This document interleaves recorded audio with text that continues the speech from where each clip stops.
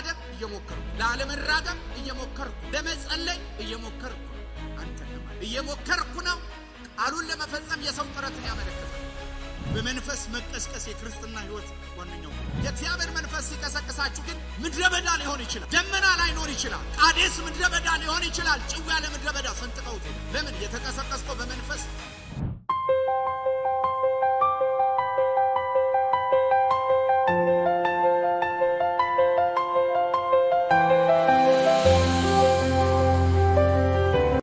ስለዚህ ጸጋ ያስተምራል። ምንድነው የሚያስተምረን?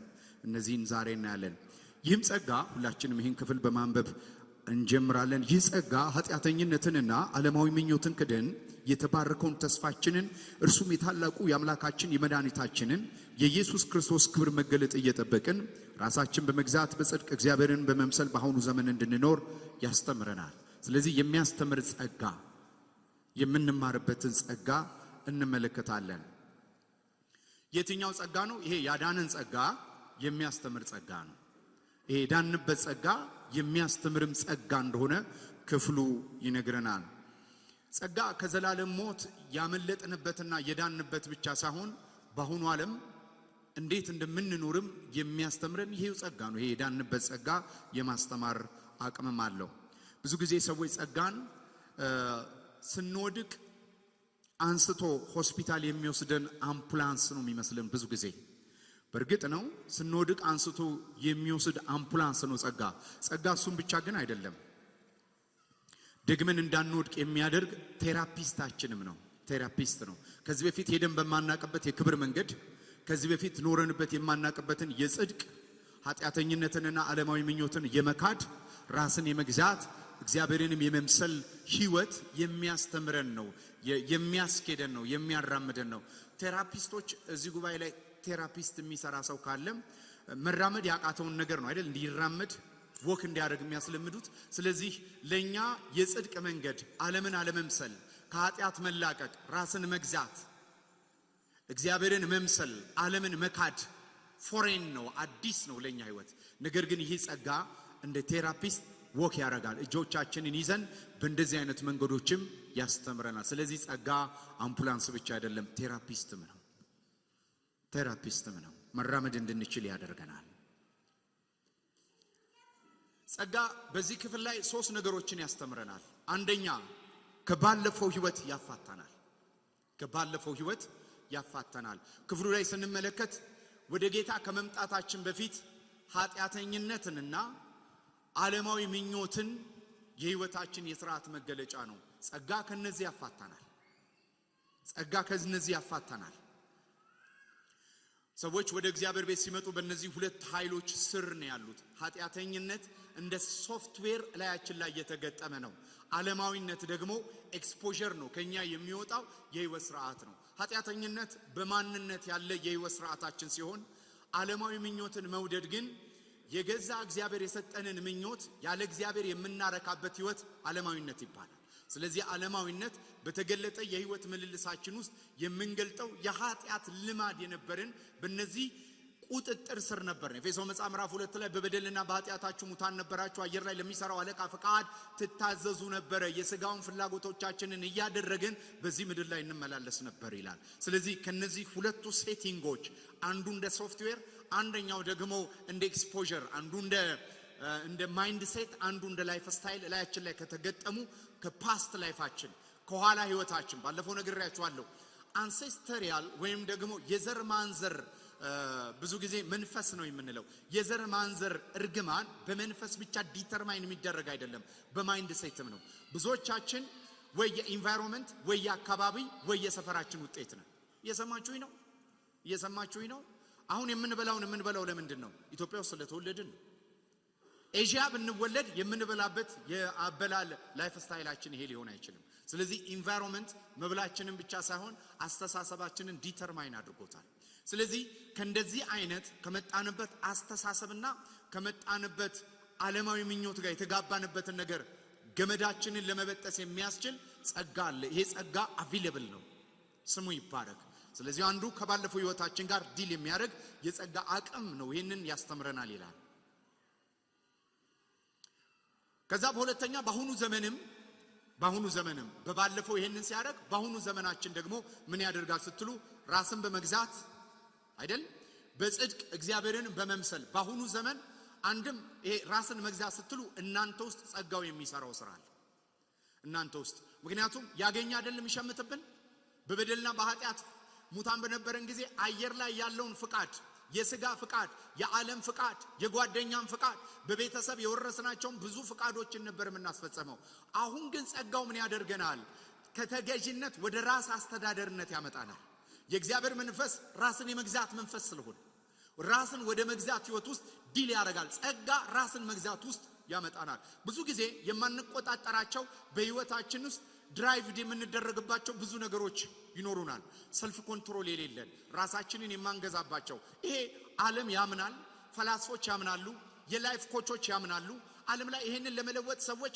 የተለያየ ፍልስፍናና የተለያየ የህይወት አስተምሮቶችን ይቀርጻሉ መጽሐፍ ቅዱስ ግን እንደዚህ ይላል ይሄ ጸጋ ራስ መግዛት የሚያስችል ጸጋ ነው ራስ ገዝ ራስ አስተዳደር ውስጥ ይዞን ይገባል ሰልፍ ኮንትሮል ይኖረናል ማለት ነው ድራይቭድ የሚደረግ ያገኘ ለሚፈልገው ዓላማ የሚያውለው ህይወት አይደለም መጽሐፍ ቅዱስ እንደዛ ነው አይደለም የሚለው ቤዛነታችንን ወይም ሪዲም ተገዝታችኋል ሲል ከሚሸቀጥብን እንደ ባሪያ ንግድ ያገኘ ከሚቸበችብበት ስፍራ ባያፓርጎናል ገዝቶናል የሚል ትርጉም እንዳለው እንመለከታለን ስለዚህ አንዱ በእኛ ውስጥ ጸጋ አሁን ዘመን ላይ ራሳችንን እንድንገዛ ያደርገናል ራስ ለመግዛት ሌላ ትምህርት መማር የለብንም ማለት ዓለማዊ ትምህርት ሰኩላር ትምህርት መማር የለብንም ምክንያቱም ራስን መግዛት ዓለም ላይ ያለ ትምህርት ግዴታና የሚጠቅም መሆኑን ሊያስተምረን ይችላል ጸጋ ግን ራስን የመግዛት ኃይል ይሰጠናል መጽሐፍ ቅዱስ ሲናገር ከተማን ከሚያስተዳድር ራሱን የሚገዛ ሰው ታላቅ እንደሆነ ይነግረናል ስለዚህ በመጽሐፍ ቅዱስ ላይ ትልቅ የሚባለው ከተማን የሚገዛ አይደለም ራሱን የሚገዛ ነው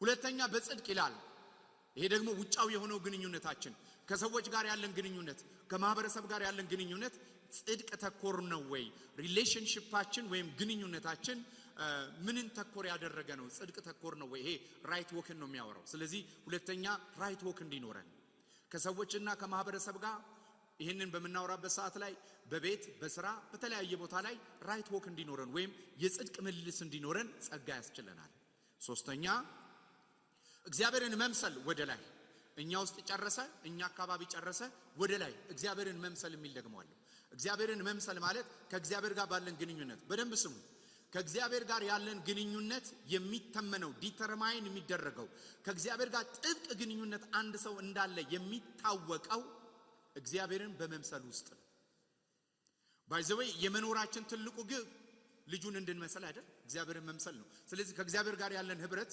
የሚለካው እግዚአብሔርን በመምሰል ውስጥ ነው ስለዚህ ይሄንንም ጸጋው ያስችለናል ይላል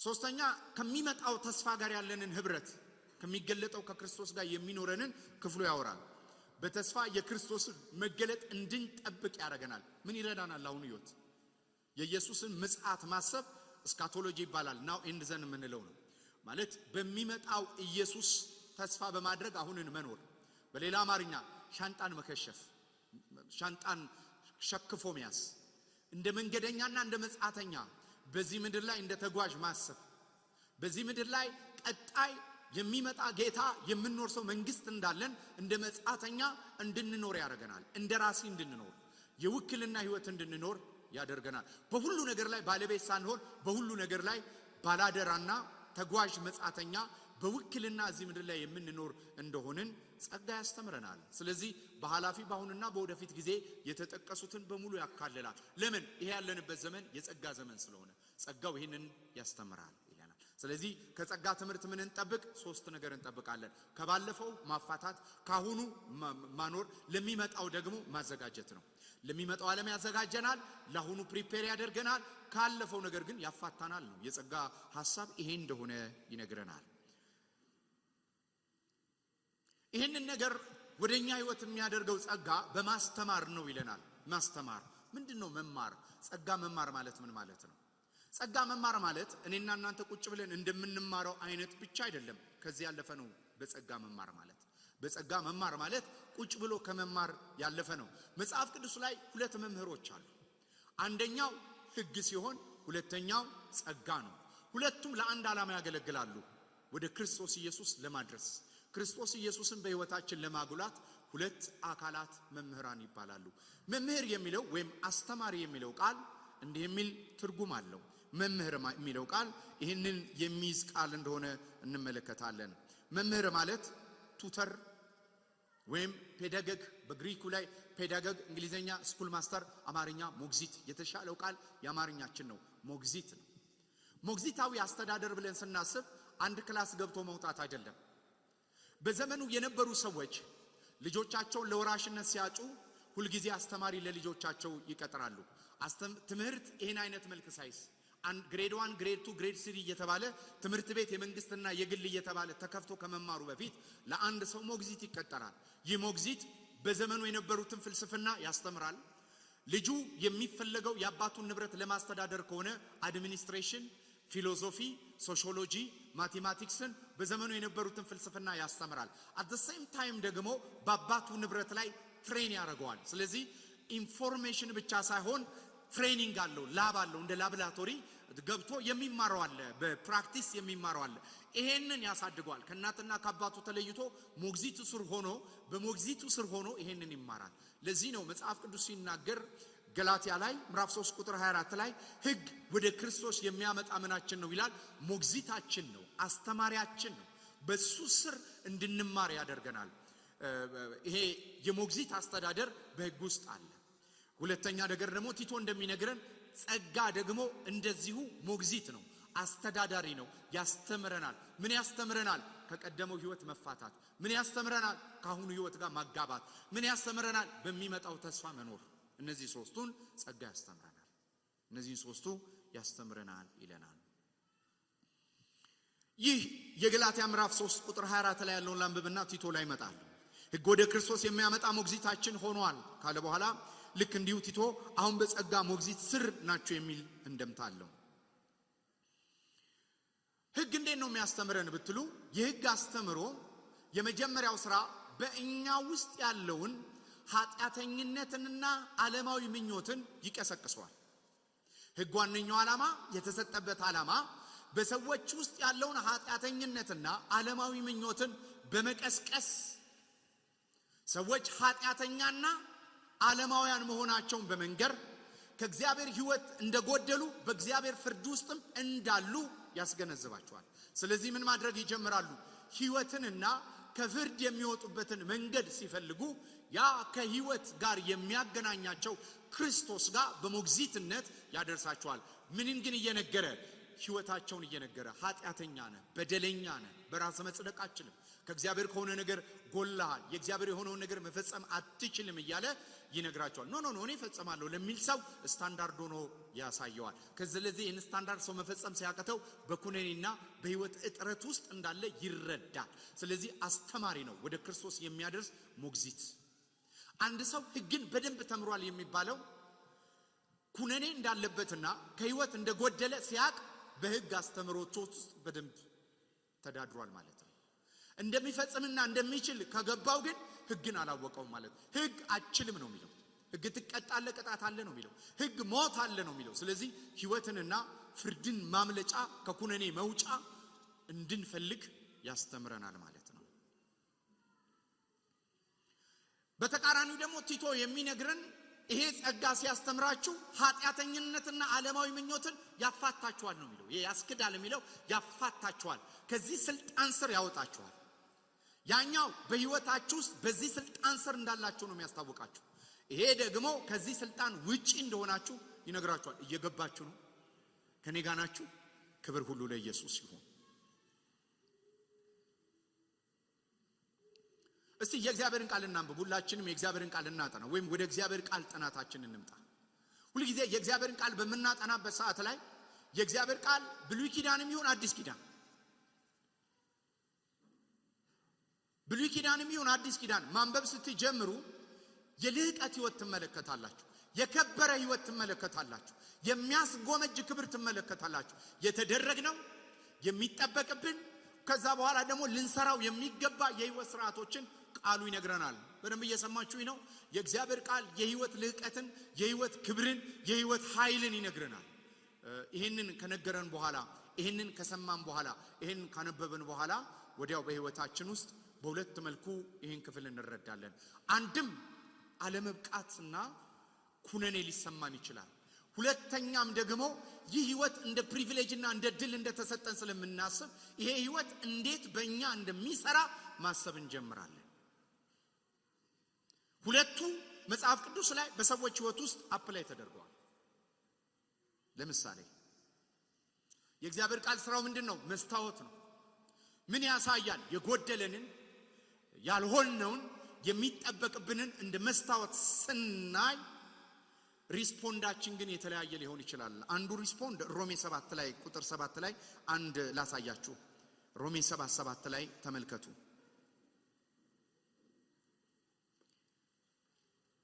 ጳውሎስ የሕግን መጽሐፍ ጠንቅቆ ያነባል። ማንበባቻ ብቻ አይደለም፣ በቃሉ ያውቀዋል።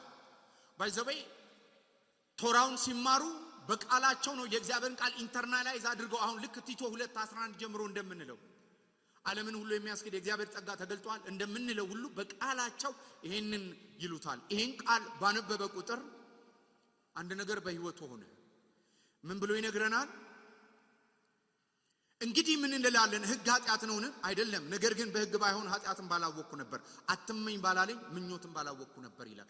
አትመኝ ሲለው የሚመኝ ማንነት እንዳለው ሕጉ ቀሰቀሰ። ቃሉ መስታወት ነው። እሱ ውስጥ ያለውን ምኞት ገለጠበት። አሁን ተመልከቱ፣ ሕጉን ሲመለከት ጳውሎስ እንደዚህ ያለ፣ ሕጉ ቅዱስ ነው፣ ሕጉ ንጹህ ነው፣ ሕጉ መልካም ነው። ግን ሕጉ እኔ ጋር ሲገናኝ አንድ በእኔ ውስጥ የሚቀሰቅሰው አንድ ነገር አለ አለ። እኔም ድሮ ያለ ሕግ ሕያው ነበርኩ፣ ትእዛዝ በመጣች ጊዜ ግን ኃጢአት ሕያው ሆኖ እኔ ሞትኩ አለ። ስለዚህ ከሕግ ጋር ሲገናኝ የምን ሴንስ አደረገው? ሞትን፣ ፍርድን ሴንስ አደረገ። ከዚህ ነፃ ሊያወጣ የሚችል ኢየሱስ ብቻ።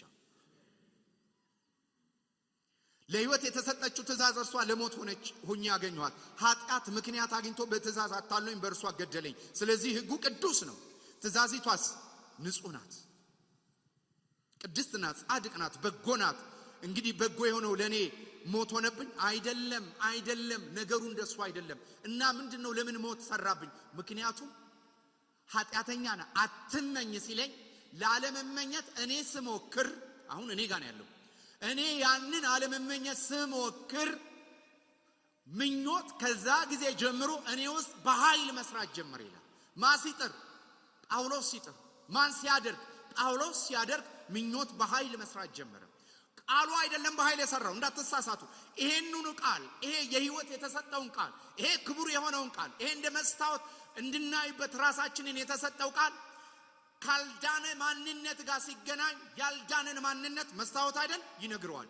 የዳነ ሰው ደግሞ ሲመለከት የዳነበትን የሕይወት ስርዓት ይነግረዋል። መስታወት አይዋሽም። እኔ ከመስታወት ጋር ስንገናኝ ዞማ ጸጉርና አይለኝ የሌለኝን እና የሆንኩትን ይነግረኛል። ከዛ ጊዜ ጀምሮ ከጸጉሬ ጋር ያለኝን ዲል ጸጉሬን ለማሳደግ እሞክራለሁ። ግን ጸጉሬን በእኔ አቅም አያድግም። ጸጉሬ በጌታ ፊት የተቆጠረ ነው። አንዷ ያለ እግዚአብሔር ፍቃድ አልወደቀችም። ስለዚህ መላጣ የምትሉ ሰዎች መላምጣ በሚል ለውጡት። መላ እንዳመጣ ነው ማለት ነው። ጌታ ይባረክ። ስለዚህ ስትገናኙ የሌላችሁን ሲነግራችሁ ያ የሌላችሁን ለመሸፈን የምትሄዱበትን ጥረት አስቡት። መላጣይን ለመሸፈን የሚሄድበት አቅም እንግዲህ ተመልከቱት ምን ሊሆን እንደሚችል። ይሄንን ነው እንግዲህ ሕግ እኔ መስራትና ማድረግ ስሞክር የሚያመጣብኝ ተጽዕኖ። ይሄንኑ ቃል በጸጋ አቅም ብትመለከቱት ከአንድ ክብር ወደ ሌላ ክብር ትለወጡበታላችሁ። የቱን ቃል? የብሉይ ኪዳንም የአዲስ ኪዳንም ቃል። እንዳትሳሳቱ። ብሉይ ኪዳን ሲነበብ መጋረጃው አለ ለሚለው ለምንድን ነው? ምክንያቱም ብሉይ ኪዳን በሰው አቅም የሚደረገው ስለሆነ እንጂ ቃሉ በራሱ ያውነትና ቅዱስነቱን በጎነትን ስላጣ የሚገድል ሆኖ አይደለም። ቃሉን ለመፈጸም እኔ ስጥር የሚፈጠርብኝ ሞት ነው። ለምን? የእግዚአብሔርን ስታንዳርድ ያለ እግዚአብሔር ጸጋና ያለ እግዚአብሔር መንፈስ ልፈጽመው አልችልም። ጸጋ የሰራው ይሄንን ነው። በእኔና በቃሉ መካከል ቃሉ እኔ የምፈጽመው ከሆነ ፊደል ይሆናል። ቃሉ ግን መንፈስ ቅዱስ በእኔ የሚፈጽመው ከሆነ መንፈስ ይሆናል። ሌተር አይሆንም። የሚያግዝ መንፈስ፣ የሚሰራ መንፈስ፣ ቃሉን በሰማው ቁጥር እየለወጠ እያጠበ የልጁን መልክ እንድመስል የሚያደርገኝ አለ ማለት ነው። ስሙ ይባረክ።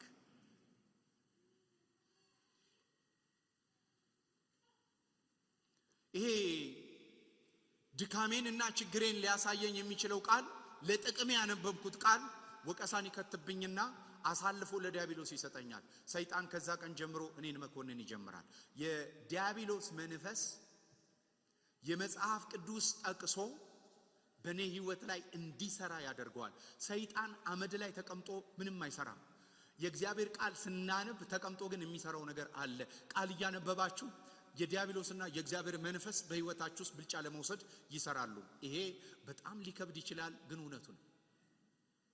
አንድ ሰው የእግዚአብሔርን ቃል አንብቦ ተኮንኖ ከተነሳ ዲያብሎስ ብልጫ ወስዷል። የኩነኔ መንፈስ አግኝቶናል። የእግዚአብሔርን ቃል እያነበብን ግን ለለውጥ ከጓጓን ይሄ ቃል በህይወታችን እንዲሰራ ከራበን የህይወት መንፈስ እየሰራብን ነው። የክርስቶስ መንፈስ እየሰራብን ነው። ምን ሊያደርገን? ሊለውጠን እየሰራ ነው ማለት ነው።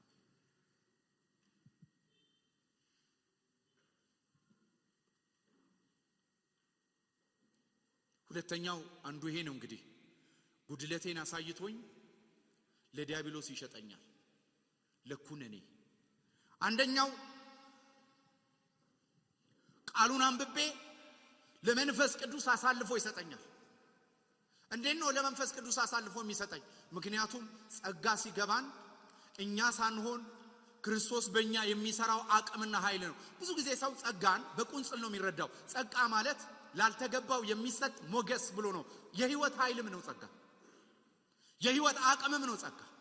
የእግዚአብሔርን ቃል እያነበባችሁ የመጀመሪያ ጸጋ ምን እንደሚላችሁ ታውቃላችሁ? ይሄ ጉድለት ነው ብለ ስትመለከት ያለ እግዚአብሔር መንፈስ እንደማትሆኑ ስታቁ ህይወታችሁን ጥገኛ ያደርገዋል።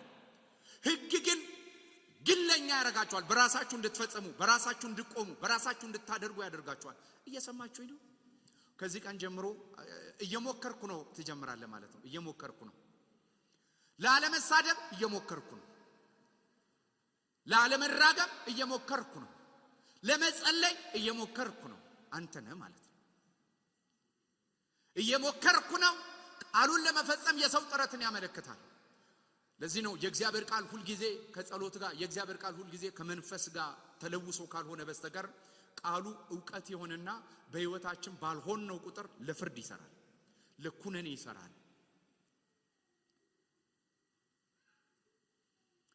ባጭር አማርኛ እኔና እናንተ ስንወድቅ ወደ ግለኝነት ነው።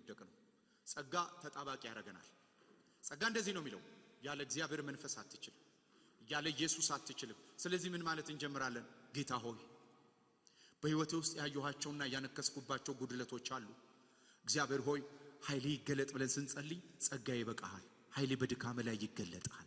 ስለዚህ ሪኮግኒሽን ኦፍ ዊክነስን፣ ደካማ መሆናችንን፣ አለመቻላችንን ስናቅ ጥገኝነታችን ይበዛል። ብዙዎቻችን ጥገኛ የሆንባቸውን ነገሮች፣ አሁን ግን ጥገኛ የማንሆንባቸው ብዙ ነገሮች አሉ እኮ። ጥገኛ የሆንባቸው ለምሳሌ መኪና የገዛ ሰው ታክሲ ከተማ ላይ የለም ቢባል የታክሲ ጥገኛ ስላልሆነ ሊረጋጋ ይችላል። ለምን? መኪና ስለገዛ ታክሲ ኖር አልኖረ፣ አውቶቡስ ኖር አልኖረ፣ ባቡር እንቅስቃሴ ላይ ኖር አልኖረ ብዙ ግራ ያጋባውም። ለምን? መኪና ወደ መግዛት ውስጥ ስለመጣ። ስለዚህ አንዳንድ ነገሮቻችን ከበፊት ጥገኛ ያፋቱናል። እግዚአብሔር በህይወት ዘመናችን በሙሉ በዚህ ምድር አይደለም ለዘላለም ከሱ ጋር ስንኖር ሁሌ በህይወታችን እንድናዳብረው የሚፈልገው የማንመረቅበት፣ አድገን ሰልችቶን ወይም ለአቅመ አዳምና ለአቅመ ሔዋን የማንደርስበት ማንነት ነው እግዚአብሔር። ለራስ እሞክራለሁ ለሚል ሰው ጸጋ ትምህርቱ አይደለም። ይሄ አይሆንም። ለእንደዚህ አይነት ሰው አይሆንም። ያለ እግዚአብሔር መንፈስ ግን ተድላን ማየት ለማይችል፣ ያለ እግዚአብሔር መንፈስ ግን በልቶ ማደር እንደማይችል ለሚያውቅ ሰው ጸጋ ሁልጊዜ ጥገኝነትን በህይወታችን ያዳብራል። አሜን። ስለዚህ ነው ዓለማዊነት በህይወታችን ውስጥ ቁሶችን መደገፍ ስንጀምር፣ በዓለም ላይ ያሉ ነገሮችን መታመን ስንጀምር ከእግዚአብሔር ጋር ያለን አታችመንት ይቀንሳል። ስለዚህ ግሬስ መስራት ያቀተዋል። ጸጋ ሙቭ ማድረግ ያቀተዋል። ጸጋ መስራት ያቀተዋል። ክፍሉ ይሄንን ነው የሚያወራው። ጸጋ አንደኛው ትምህርቱ እግዚአብሔር ጋር አጣብቆን በእግዚአብሔር ኃይል ህይወታችንን እንዲሰራ ማድረግ ነው። ሁልጊዜ ጸጋን የሚያስተምሩ ሰዎች የጸሎት ሰዎች ናቸው። ጸጋን ማዕከል ያደረገ ህይወት የልመና ህይወት አለው። የልመና ህይወት የሌለው እግዚአብሔር ፊት ረጅም ሰዓት መቆየት የማይችል ከእግዚአብሔር ጋር አብሮ መዋል የማይችል ሰው ጸጋን አንደርስታንድ ያላደረገ ኢንላይትድ ያልሆነ ሰው ነው። ጸጋ የዲፔንደንሲ ህይወት እንጂ ጸጋ የብልጫ ንግግርም አይደለም። የእግዚአብሔር መንግስት የንግግር ጉዳይ አይደለም፣ የኃይል ጉዳይ ነው። የኃይል ጉዳይ ነው። የኃይል ጉዳይ ነው። በየትኛው ኃይል ነው ሞቢላይዝ የምናደርገው? በየትኛው ኃይል ነው የምንንቀሳቀሰው? በድካሜ መካለሁ አለ። ለምን? ኃይሉ በእኔ ላይ ያኔ መስራት ይችላል። ስለዚህ ቃሉ መስዋዕት ነው፣ ድካማችንን ለማሳየት ነው። ድካማችንን አይተን ግን አያችሁ፣ አንዳንድ ሰው ድካሙን ያይና በድካሙ ከተመለከተ በኋላ በኩነኔ ይደመድማል። አንድ ሰው ደግሞ ድካሙን አይቶ ህይወቱን በጸጋ ይደመድማል።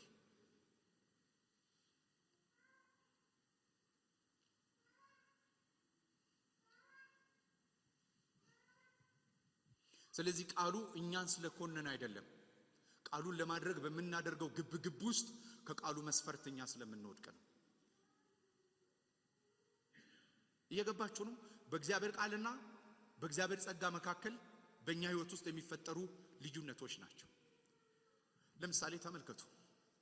የዘፍጥረት መጽሐፍ እያነበባችሁ የሴቲቷን ዘር እያነበባችሁ ኢየሱስን በዛ መጽሐፍት ውስጥ ስትመለከቱ እግዚአብሔር ልጅ በእኔ ህይወት ይስራ ማለት ስትጀምሩ በዘፍጥረት የተገለጠው የእግዚአብሔር ሐሳብ በዘሌዋውያን በዘውልቅ የተገለጠው የእግዚአብሔር ሐሳብ ይሰራል። አንዳንድ ጊዜ ጸጋና ህግ ብለን ስናስብ መጽሐፍ ከፍሎ መጽሐፍን ለያይቶ ካንዱ መጽሐፍ ምንም አለመውሰድ እንዳይመስላችሁ።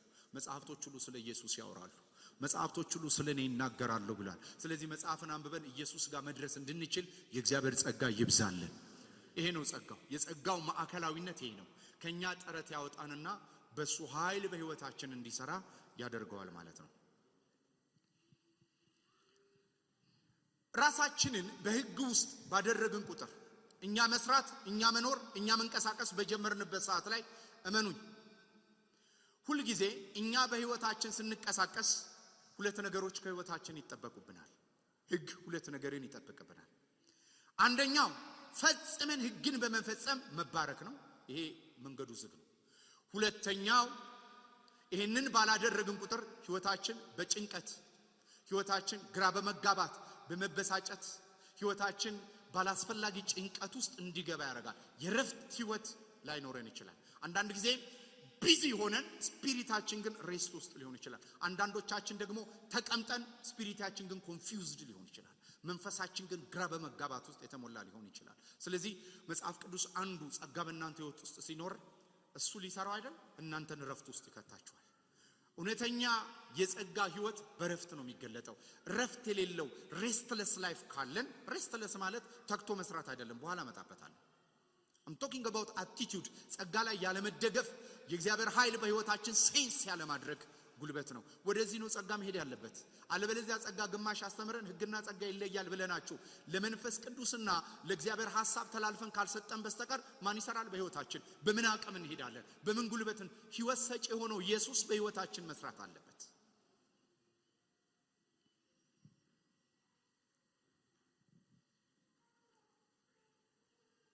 ስለዚህ ህጉን መፈጸም ካልቻለን ኃጢአት እየጨመረ ጭንቀት እየጨመረ፣ ምክንያቱም ከኃጢአት አንዱ ጭንቀት ነው፣ ስትረስ ፉል ላይፍ። የሮሜ መጽሐፍ ምዕራፍ 2 እና 3 ላይ ሙሉን የሚነግረን ሰዎች በህግ በኩል እንዴት እንደማይቀደሱ፣ እንዴት የእግዚአብሔርን ሐሳብ እንደማይፈጽሙ ነው። ስለዚህ ማንኛውም የእግዚአብሔር ቃል ህግ ሊሆን ይችላል። በደንብ ስሙኝ። ማንኛውም የትኛውም ከዘፍጥረት እስከ ራእይ የእግዚአብሔር ቃል ፊደል የመሆን አቅም አለው፣ ህግ የመሆን አቅም አለው። ያለ እግዚአብሔር መንፈስ ትሪትና ዲል እስከተደረገ ድረስ ዛሬ በህይወታችሁ የበዛ ህይወት፣ የበዛ መንፈስ፣ የበዛ ጸጋ፣ የበዛ አቅም ሊኖር ያስፈልጋል። አንዳንድ ጊዜ ሰዎች ሲመክሯችሁ ይነግሯችኋል። ይሄ ነገር በዚህ ዓለም ላይ የሰራበት ፓተርን ይሄ ነው ይሏችኋል። እንዲህ ከፈለክ ቸርች ሊሆን ይችላል፣ መስሪያ ቤት ሊሆን ይችላል፣ አገልግሎት ሊሆን ይችላል፣ ህይወት ሊሆን ይችላል፣ ኑሮ ሊሆን ይችላል። ይሄ ነገር ባንተ ህይወት እንዲሰራ ትፈልጋለህ? አዎ፣ መንገዱ ይሄ ነው ይሏችኋል። ስለዚህ ያንን መንገድ ስትራይቭ እናደርጋለን፣ ዴድ ሮድ ላይ እንደርሳለን። እኔ ግን ዛሬ ልንገራችሁ፣ ጸጋ በህይወታችሁ የሚያስፈልገውን አባንደንስ እና ፉልነስ ለማምጣት ብቸኛ መለኮታዊ መንገድ ነው። ልጁ በእኛ የሚኖረው ህይወት ማለት ነው። ክርስቶስ በእኛ ህይወት ላይ የሚኖረው የህይወት ስርዓት ማለት ነው። ስሙ ይባረክ።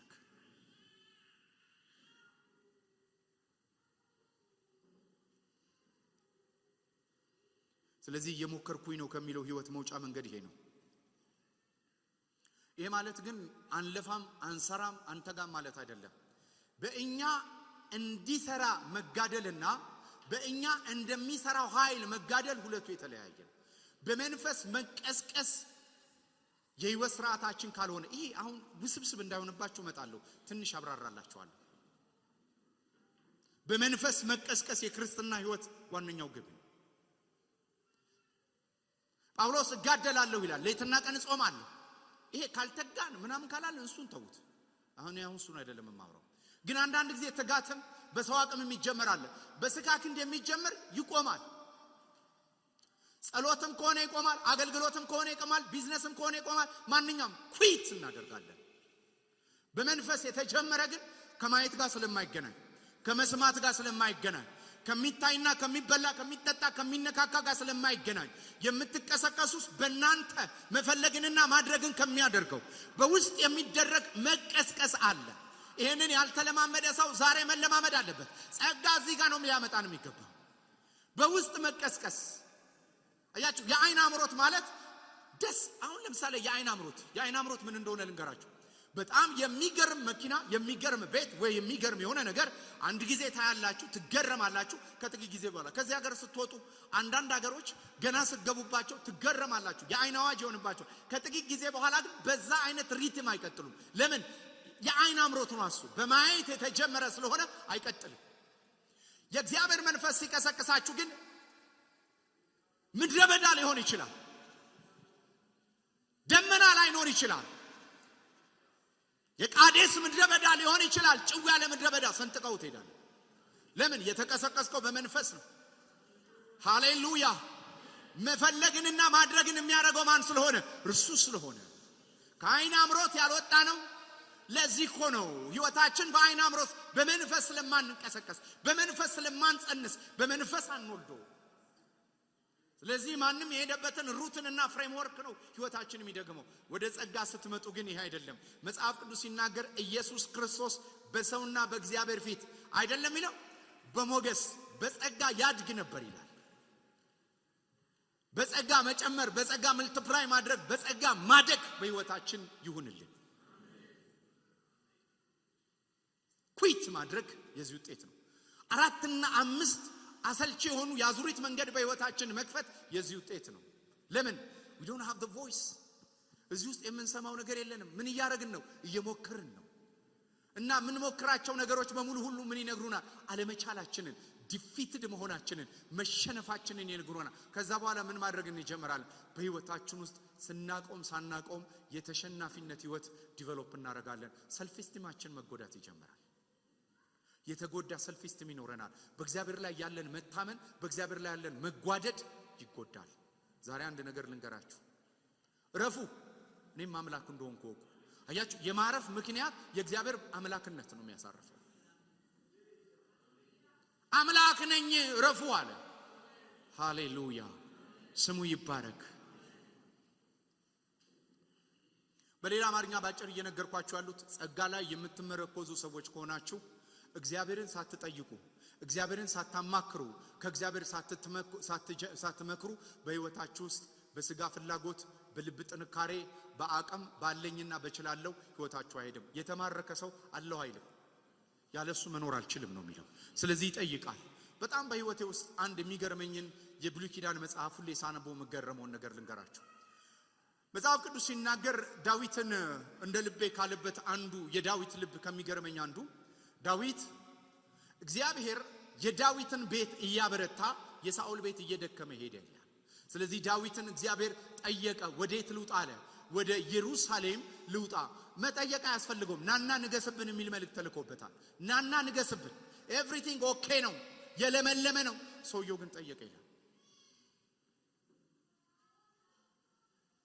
አያችሁ፣ ግሪን ላይትና ግሪን ግራስ እያየን የምንኖርበት ህይወት አይደለም ክርስትና። ሬድ ፍላግ ሊኖረው ይችላል አለው ካለ ግን እንገባለን።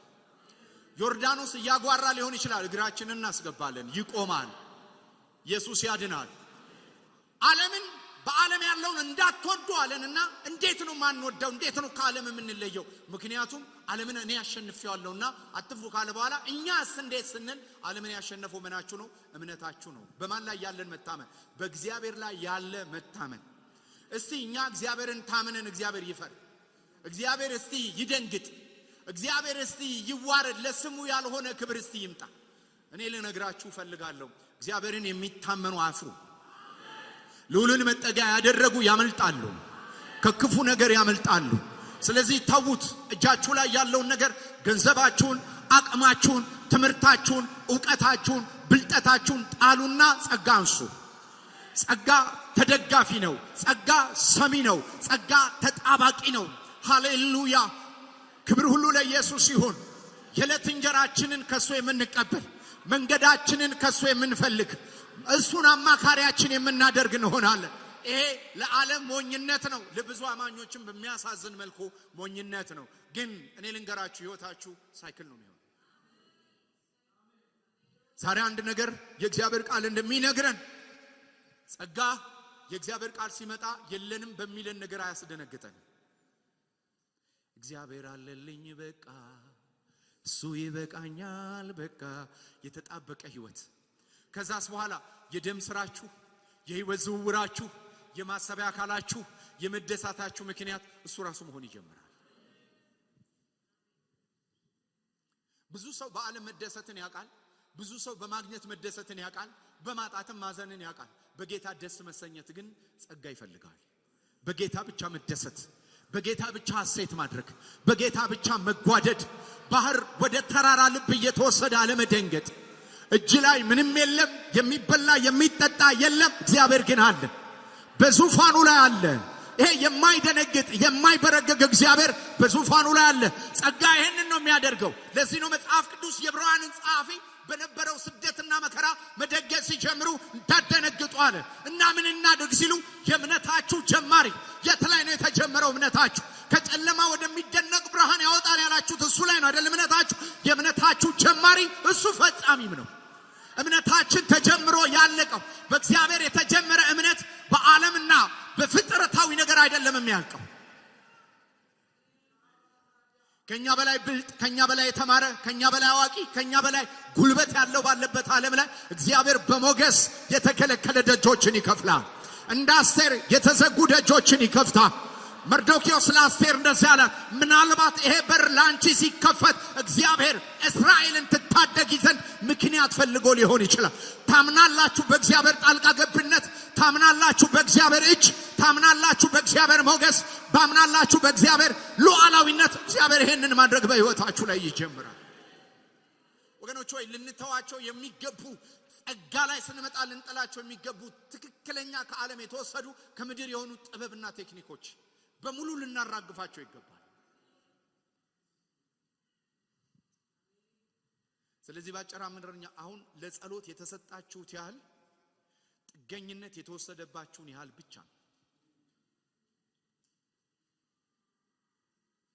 አንዳንድ ጊዜ ህይወታችንን ከፍለው ቢዚ የሚያደርጉን ነገሮች ብትመለከቱ ጉሞች ናቸው፣ የማይጨበጡ።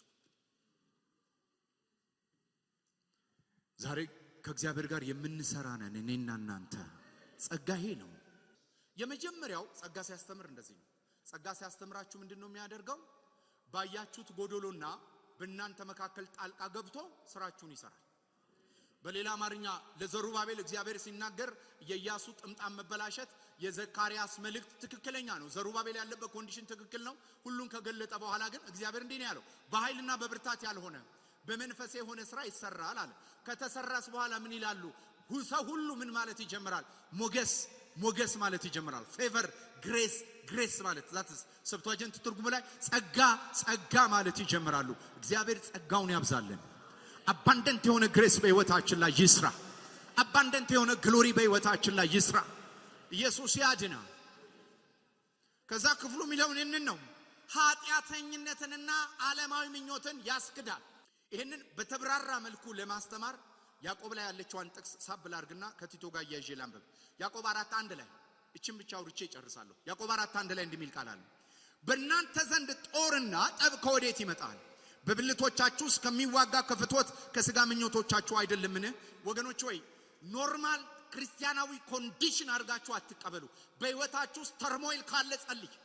በህይወታችሁ ላይ ጠብና ክርክር ካለ ቦዳውን አድርጉ። በእግዚአብሔር ፊት ጸጋ ጠይቁ። ምክንያቱም ይሄ ኖርማል ክርስቲያኒቲ አይደለም። በኖርማል ክርስቲያን ላይፍ እንደዚህ የሚል ቃል ነው። የእግዚአብሔር መንግስት በመንፈስ ቅዱስ የሆነች ምንድናት ነው የሚለው? ሰላምና እረፍት። እረፍት ኖርማል ኮንዲሽናችን ነው። ኖርማል የሆነው ህርት ቢታችን ነው። በውስጣችሁ ጠብ፣ አለመስማማት፣ ቂም፣ ግጭት፣ ጦርነት አለ። ህይወታችሁ በጦብ የተሞላበት ጊዜ ላይ ይህ ውከት እንዴት እንደጀመረ ሲነገር ምን እንደሚል ታውቃለች? 14:17 የእግዚአብሔር መንግስት ጽድቅና ሰላም በመንፈስ ቅዱስ የሆነ ደስታ ነው ካለ በኋላ ወገኖች ወደ ክርስቶስ የመጣችሁት መጀመሪያ ለምንድን ነው? ከዚህ ለማረፍ አይደል? ከዚህ ለማረፍ ነው። አጠገብ ያለው ከዚህ ለማረፍ ነው ወደ ኢየሱስ የመጣው በሉት ነው። አንዳንድ ፎቅ ሰጥቷቸዋል 50 ሚሊዮን ብር 6 ቢሊዮን ምናምን ጌታን ስታገኝ አይደለም። የማይደፈርስ ሰላም አለ። ዓለም የማይሰጠው ሰላም አለ። በማግኘትና በማጣት የማይወሰድ ሰላም አለ። that's the initial የመንፈስ ቅዱስ በእናንተ ውስጥ የመኖሩ የጅማሬ ህይወት። ይሄ ሰው የሌለው እሱም አያርፍም። አካባቢው ነውጥ ውስጥ ነው የሚገባው።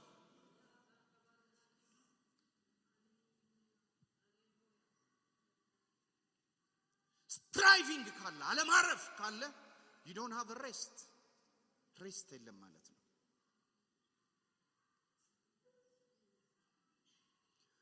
ወገኖች የክርስቶስ ኢየሱስ እንደመሆናችን ይህ ርስትና መብታችን ነው። ታዲያ ለምን እግዚአብሔር በእውነት የምንወድ ወደ ሰማይ የምንሄድ እንደ መለኮታዊ ዓላማ የተጠራን ብዙዎቻችን ለማምለጥ በምንጓጓበት በዚያ ሁከት ውስጥ መላው ምድር በተያዘበት እኛ ስንት እንያዛለን? የዚህ ሁሉ ችግር ምንጭ ምንድነው? ከየት ይጀምራል ይለናል ያዕቆብ። በብልቶቻችሁ ዘወትር ከሚዋጋው የስጋዊ ምኞቶቻችሁ እንደሆነ ይነግረናል። ዓለማዊ ምኞትና ስጋዊ ምኞትን ስለመካድ ስለምናወራ ይህ ማለት ባጭር አማርኛ ስጋዊ ምኞት በብልቶቻችሁ ስጋዊ ምኞት ይሰራል ማለት የእግዚአብሔርን ፍቃድ በህይወታችሁ እንዲሆን ወይም በተሳሳተ መንገድ ለማግኘት ከሞከርን ህይወታችን ላይ ነውጥ ይጀምራል። አንደኛ የእግዚአብሔርን ፍቃድ አውቀናል። መቀደሳችን የእግዚአብሔር ፍቃድ ነው። በጽድቅ መመላለሳችን የእግዚአብሔር ፍቃድ ነው። መስታወቱ አግኝቶናል። በትክክል ያዕቆብ ራሱ ነው ያለን የእግዚአብሔር ቃል መስታወት ነው፣ ፊትን ማያ ነው ብሎናል። በትክክል አግኝተናል። ይሄንን ግን ለማስፈጸም የምንሞክርበት ነው በህይወታችን ጦርነት የሚታወጀው። በብልቶቻችንና በምኞቶቻችን ላይ የጦርነትና የጠብ ቀጠና የሚጀምረው የእግዚአብሔርን ፍቃድ በራሳችን መንገድ ለመፈጸም ስንሞክር ይሄ ጠብ ይነሳል ማለት ነው። ይሄ በውስጣችን ይቀሰቀሳል። ወይም እግዚአብሔርን ፍቃድ በተሳሳተ መንገድ ለማግኘት ትመኛላችሁ ይላል። ትመኛላችሁ። ምሳሌ ልስጣችሁ። እግዚአብሔር በቤታችሁ ውስጥ የትዳር አጋራችሁ ሊሆን ይችላል፣ ልጆቻችሁ ሊሆን ይችላሉ፣ ማንኛውም ሰው ሊሆን ይችላል። ወደ ጌታ እንዲመጡ ትፈልጋላችሁ። ይሄንን ወደ ጌታ የሚመጡትን እናት፣ አባት፣ አክስት፣ አጎት ማንም ሰው ሊሆን ይችላል። ይሄንን ነገር ወደ ጌታ ለማምጣት በትክክለኛ ባልሆነ መንገድ ለማምጣት ስንሞክር ፈልገነው አልኩ እንዲመጡ ፈልገናል። የምንቀሰቀሰው ትክክለኛ ባልሆነ መንገድ ስንጀምር አንደኛ እኛም እንጨነቃለን፣ የሚመጡትን ሰዎች እናስጨንቃቸዋለን። ቀላል ምሳሌ ይሁን ብዬ ነው። በወንጌል ሰው ሁሉ ወደ እውነት እንዲመጣ የእግዚአብሔር ፍቃድ ነው። ሰው ሁሉ ወንጌል እንዲሰማ የእግዚአብሔር ፍቃድ ነው። ግን እኔ አሁን ለምሳሌ ያልዳነች እናት አለች። ወደ ጌታ ለማምጣት ስፈልግና ጌታን እንድታክ ስፈልግ ግን እሷን በማስጨነቅ በማምጣት አላምን። ወንድም ሊኖረን ይችላል። የሚረብሽ አንድ ወንድምም አለ። ወደ ጌታ ለማምጣት ቸርች አምጥቻለሁ እና አንድ ጊዜ እያመጣሁት እዚህ ጸለይንለት፣ እንጸልያለን ጠዋት ማለዳ አመጣዋለሁ፣ እንጸልያለን። ከዛ በኋላ ይሄዳል። ከዛ በኋላ አንድ ቀን ዝም ብዬ ቼክ ሳረገው ይሄ ልጅ ወደዚህ ማመጣበት ትልቁ ምክንያት ለመገላገል እንደሆነ ገባኝ። ልገላገል ነው ያመጣሁት። የዘላለም ሕይወት ከመውረሱ በላይ ልገላገል ነው። ስለዚህ ለኔም ጭንቅ ሆነብኝ፣ እሱንም ማመጣበት መንገድ ጭንቅ ሆነብኝ። አንዳንዴ የእግዚአብሔርን ፍቃድ እንኳን በህይወታችን ለመፈጸም ስንሞክር እኛም ተጨንቀን ሰው የምናስጨንቅበት መንገድን ነው ጠብንና ክርክርን ያመጣል የሚለው። በእርግጥ ሰው ሁሉ እንዲድን ግን የእግዚአብሔር ፍቃድ ነው። ዓለማዊ ነገር እያደረግን አይደለም፣ የእግዚአብሔርን ፍቃድ ለመፈጸም።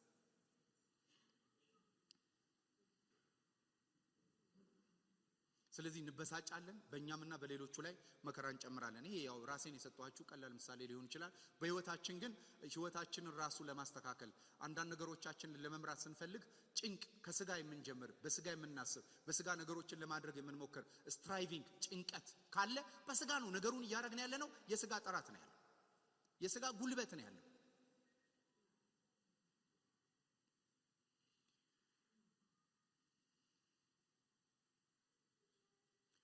ስለዚህ ያዕቆብ በዚህ ጥቅስ ላይ እያስጠነቀቀን ያለው ይሄንን ነው። ጠብና ግጭት በውስጣችሁ የሚነሱት ምኞቶቻችሁ ምናልባት ትክክለኛ የሆኑ ምኞቶቻችሁ ሊሆኑ ይችላሉ፣ በብልቶቻችሁ ውስጥ ግን ይዋጋሉ ይላል። 4:2 ላይ ምን እንደሚል ታውቃላችሁ? ትመኛላችሁ ለእናንተም አይሆንም፣ ትገላላችሁ የሚለው ቃል ወስዳችሁ ተኩሳችሁ መግደል ሳይሆን ይሄ ነፍሰ ገዳይነት። አንዳንድ ጊዜ አንዳንድ ሰው ወደምትፈልጉት ውጤት እንዲመጣ ትፈልጋላችሁ አይደል? ትመኛላችሁ። እምቢ ስላችሁስ በሞተ የሚል ሴንስ ልታዳብር ትችላለህ በስጋ። ምክንያቱም ስጋ መፍትሄ የሚያደርገው ዴዝ ነው። ሌላ መፍትሄ ያለው እንደ ስጋ። ትገላላችሁ ይላል። ከዛስ ትቀናላችሁ፣ ልታገኙም አትችሉም። ትጣላላችሁ፣ ትዋጋላችሁ፣ አታገኙም። ለምን ሲባል ስለማትለምኑ። ነገሩ የሚሆነው በጸሎት ነው። ትግልተውና ጸልይ፣ ትግልተውና እግዚአብሔር ወይ ይሄ ነገር እንዴት ነው በል። ለእግዚአብሔር መስራት ትተህ እግዚአብሔር ካንተ ጋር እንዲሰራ ፍቀድለት። ጸሎት ማለት ለእግዚአብሔር መስራት አቁመን ከእግዚአብሔር ጋር የምንሰራ ሰዎች የምንገለጥበት የህይወት ስርዓት ነው።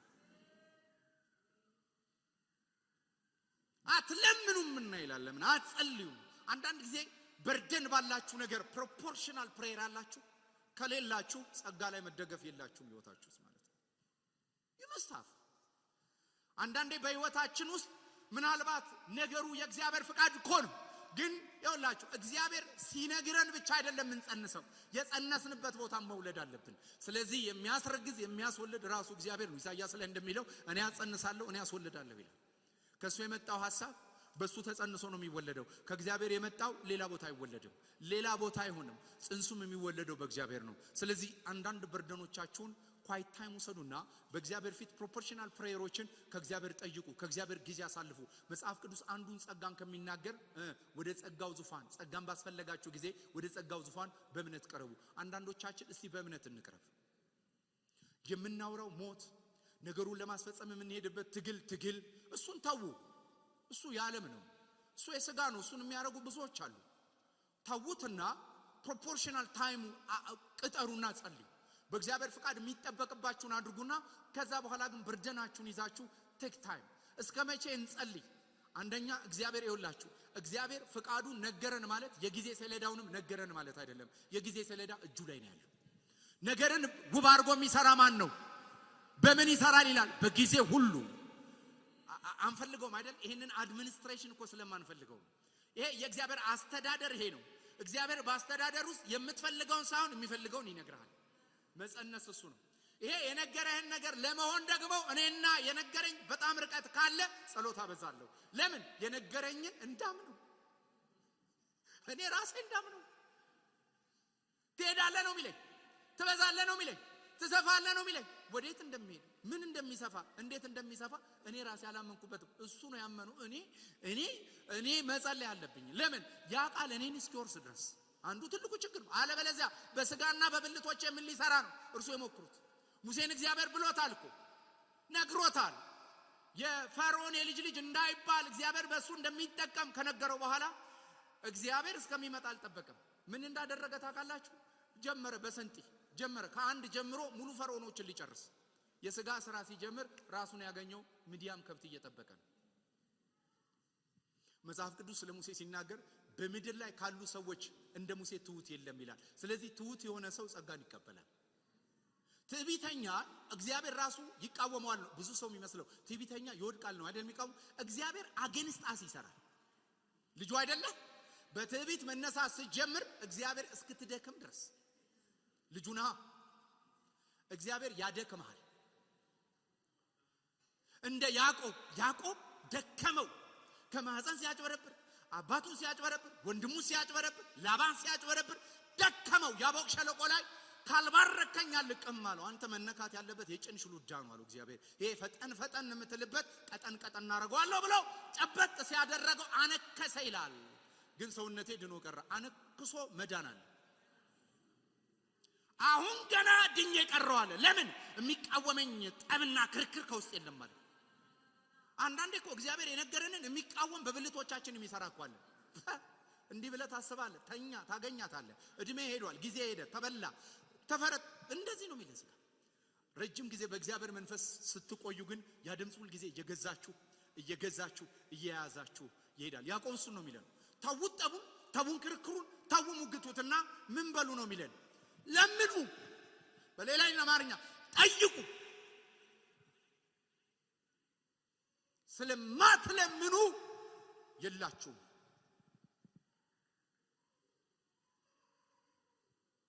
ግማሹን ጊዜ ስናማር፣ ግማሹን ጊዜ መፍትሄ ስንፈልግ እናጠፋለን እንጂ ስለማንጸልይ የኛ አይሆንም። እንደው ቀላል ምሳሌ ልስጥራችሁ። ማይግሪን የሆነ ራስ ምታት ቢዛችሁ የመፍትሄ ሐሳባችሁ ማን ነው? መድኃኒት ዋጡ፣ ታከሙ። እኔ እሱ ተቋም የለኝም። ግን የመፍትሄ ሐሳባችሁ ምንድነው? እግዚአብሔር ፈዋሽ ነው በጌታ በኢየሱስ ይነሳ ትላለህ አትልም? አለምንም መለመን አይመጣልን፣ መፍትሄ ነው የሚመጣልን። ለምን? በአባታችን አዳም የወደቅነው ስሩ ብትችሉ ስሩ ነው። ጠይቁ። እግዚአብሔር እኔ ውስጥ የእግዚአብሔር ልጅ አለ፣ በእግዚአብሔር ሕይወት በእግዚአብሔር ጸጋ የሚለው አይመጣልን።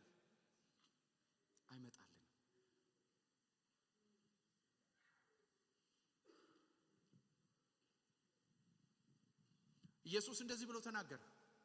በእግዚአብሔር ቃል የታዘዝነውን ሁሉ እኮ እናደርጋለን። አድርጎ የሚለን ሁኑ የሚለን እንሆናለን። ለምኑ የሚለንን ግን የእግዚአብሔር ቃል መሆኑን ብዙዎቻችን አናውቅም። ለምኑ፣ ጸጋ ይለቀቃል። ለምኑ ጸጋ ለደካማን ጸጋን ይሰጣል። ጳውሎስ እንደዛ ነው ያለው። ጸጋዬ ይበቃል፣ ኃይሌ በድካሜ ይገለጣል። ዛሬ እግዚአብሔር በጸጋ ይምጣ። ከአቅማችን በላይ የሆኑ ነገሮችን ለማድረግ እግዚአብሔር በጸጋው ይገለጥ። ከዛ መጽሐፍ እንደዚህ ይላል። ዮሐንስ 16:24 ላይ እንዲህ ይላል፣ ደስታችሁ ሙሉ ይሆን ዘንድ ለምኑ ይለናል። ደስታችሁ ሙሉ ይሆን ዘንድ ለምኑ። በስሜ ያለመናችሁም ከዚህ በኋላ ግን ለምኑ።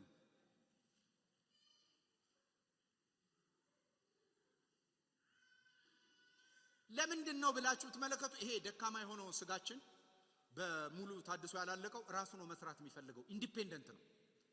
ጸጋ ጥገኛ ነው የሚያደርገን ብያችኋለሁ አይደል? ስጋዊነት ግን ግለኛ ነው የሚያደርገን። ይሄ ስጋችን ግላዊ ነው። ለራስ ከራስ ማድረግ ነው የሚፈልገው። ለምንድን ነው በራሱ የሚያደርገው? ለራሱ ክብርን እንዲያመጣ። እኔ በእውነት ነው የምላችሁ። አሁን እኔ እንግዲህ እድሜም ትልቅ ነው። በእግዚአብሔር ቤት ውስጥ ረጅም ሰዓት አገልግያለሁ፣ ረጅም ጊዜ። ግን እኔ ራሴ በአማርኛ ስወዳደር ብዙ ጊዜ ነው የማገኘው። አይመስልም? እንዲሆኑ ምናምን ብዬ ራሴን የማወዳደርባቸው ነገሮች አመጣለሁ። ለምን? ስጋዬ ይርበዋል፣ ግሎሪ ይርበዋል፣ ስጋ ይፈልጋል። አያችሁ፣ ስጋዊነት ካላስራብ ነው በስተቀር አይሞትም። ግን እኛው ላይ ፊል ስናደርገው ነው። እስቲ በቮካብላሪያችሁ ውስጥ በቀን ውስጥ እኔ የሚል ቃል ስንቴ ነው የምትጠቀሙት? ጌታ ቅዳኝ መንፈስ ቅዱስ ብላችሁ እስቲ ተቀዱና ራሳችሁን አዳምጡት። እኔ ይበዛዋል። ለምን? ኢንዲፔንደንት ነው። ከሱ ነው የሆነልኝ። ምስጋና ባፌ ላይ ኧረ እኔ ማረባውን ተቀመኝ ምን አይልም። እግዚአብሔር አርጎለት ራሱ ወደ ራሱ ነው የሚወስደው። የሚገርም ይሄን ነገር እንደዚህ አስቤው ነበር፣ እንደዛ አስቤው እንደዚህ ሆኖ እኔ ስላግኝቻለሁ። የእናንተን አላውቅም። ስጋ ይኸው እንዲህ ብለህ ነው የምትጠብቀው። እንዲህ አድርገህ ትጠብቀዋለህ። ብቅ ሲል ጥልቅ እያረከው ካልሆነ በስተቀር ብቅ ጥልቅ ነው በቃ።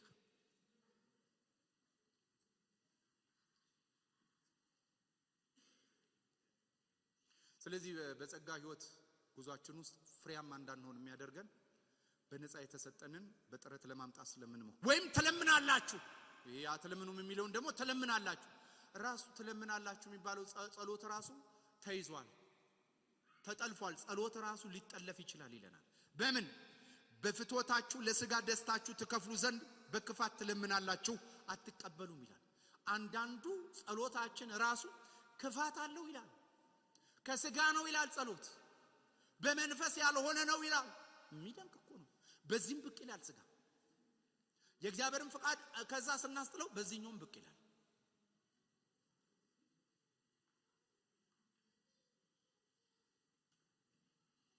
ብዙ ጊዜ የለመነው የማናገኘው በተሳሳተ ዓላማና ፍላጎት ስለምንለምን ነው ብሎ ደግሞ ይነግረናል ቅድም እንዳልኳችሁ ነው ሰዎች እንዲድኑ እንጸልያለን እኔ እንዳልኳችሁ ነው ወንድሜ ቢድን ደስ ይለኛል ያው እንዲድን የምፈልገው እናቴ እንዳትረበሽም ነው አንዱ እኔ ማስር እየተደወለ እንዳልጠራ ሊሆን ይችላል ይህንን ሞቲቭ ቼክ ማድረግ የሚችል ጸጋ ብቻ ነው ስትጸልዩ የነፍሳት መዳን ግን የሰዎች ከጨለማ ወደ ሚደነቀው ብርሃን መግባታቸው ርህራሄ ነው ጸጋ በዚህ ርህራሄ ነው የሚያጸልይ ግን አንዳንድ ጊዜ የምንጸልይባቸው እንትኖች በእኛ ስኮርቶች ናቸው በእኛ ታኮ ናቸው ጸሎቱ ዞሮ ዞሮ የሚጠቅመው ለሰዎች ጥቅምና ለእግዚአብሔር ክብር ሳይሆን ለኛ ጥቅም ሊውል ይችላል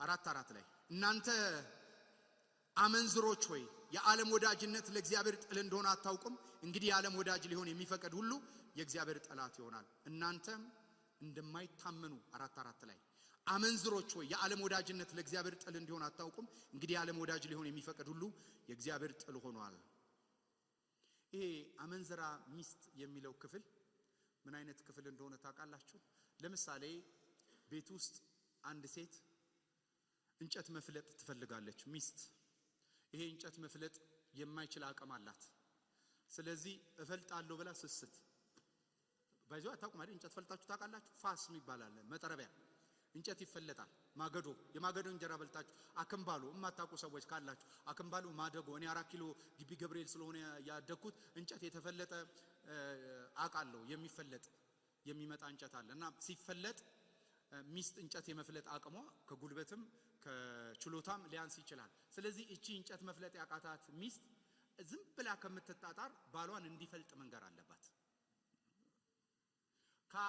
አይ እሷ ደግሞ ባሏ እንዲፈልጥ አይደለም የነገረችው ጎረቤት እንዲፈልጥላት ፈለገች ባልየው ቤት ውስጥ ያለ ጎረቤት እንጨት ታስፈልጣለች ለዚህ ነው ቃሉ የሚናገረው እናንተ ማትችሉትን ጎረቤት ከምትጠሩ ካለም ከምትጠሩ ጸጋ የተባልኩ እኔ ፈላጭ እንጨት አለው ካለም የምትወርጁ ጸጋ አንሶ ነው ወይ ነው ይሄንን ነው አመንዝራነት የሚለው ሁለተኛ በእናንተ ጥረት ከምታደርጉት እኔ ጸጋ የተባልኳለሁ ከተፍ ለጠፍ አርጌ በደቂቃና በሰከንድ የሚረባ አርጌ ማቀርብ እኔ አለውኝ ከጸጋ እንዴት ወደ ጎረቤትና ወደ ራስ ጥረት እንዴት ትሄዳላችሁ ስለዚህ አመንዝሮች ናችሁ ማለት ይሄ ነው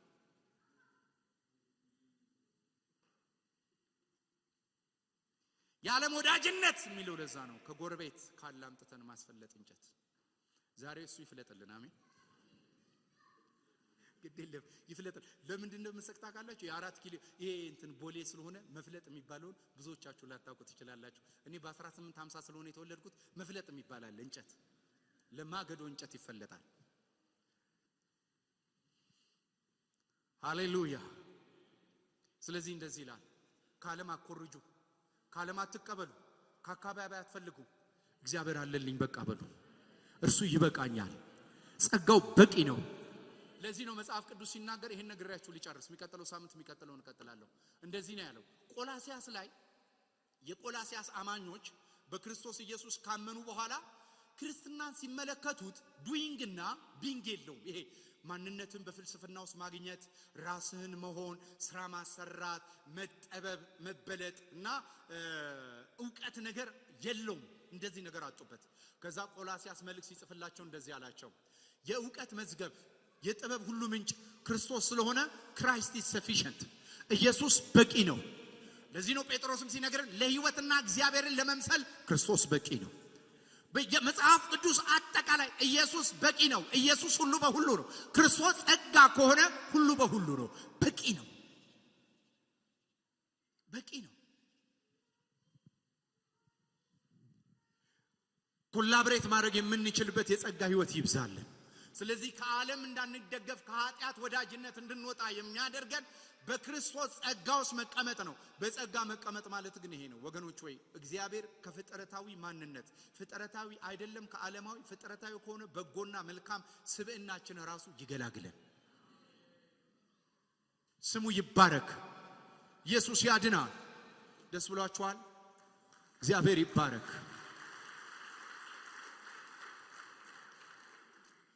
እግዚአብሔር ይክበር። የሚችል አምላክ እናመልካለን። ሌላ ዘመናዊ የሆነው እምነትን የሚተካው ስራ ብቻ ሳይሆን ጸጋን የሚተካው እምነት የሚለው ትምህርት ነው። እምነት ፌዝ፣ ብዙ ጊዜ ፌዝ አስተምሬ ስለማቅ የእምነት ትምህርትም አስተምሬ ካምፓስን በነበርኩበት ስለማቅ እምነትን ከጸጋ ጋር በምን መልኩ ማየት አለብን የሚቀጥለው ሳምንት የምናየው ሐሳብ ይሆናል። ክብር ሁሉ ለኢየሱስ ይሁን።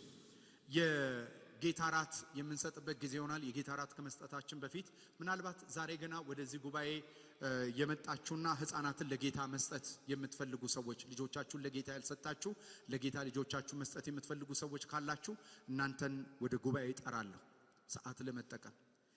ህፃናትን ለጌታ የመስጠት ሥርዓት ስለምናደርግ ልጆቻችሁን ለጌታ የምትሰጡ ሰዎች ወደፊት ትመጣላችሁ ካላችሁ። በቅርብ ጊዜ ስለሆነ የሰጠነው ምናልባት ላትኖሩ ካላችሁ የለም። እሺ፣ ራሱን ለጌታ የሚሰጥ ሁላችንም ክብር ለኢየሱስ ይሁን። እግዚአብሔር ይባረክ። የጌታ ራት ሥርዓትን እንመራለን። የጌታ ራት ሥርዓት ይኖረናል። የጌታ ራትን ፕሮግራም እንመራለን። ዲያቆናት እየተዘጋጁ እኛ የጌታ ራትን የሚመራ ፕሮግራም እኔ አደርጋለሁ። ስለዚህ ሁላችንም እሺ፣ ልጅሽን ለጌታ ልትሰጪን? እሺ እሺ፣ ይሄው ሁለት ሰዎች እሺ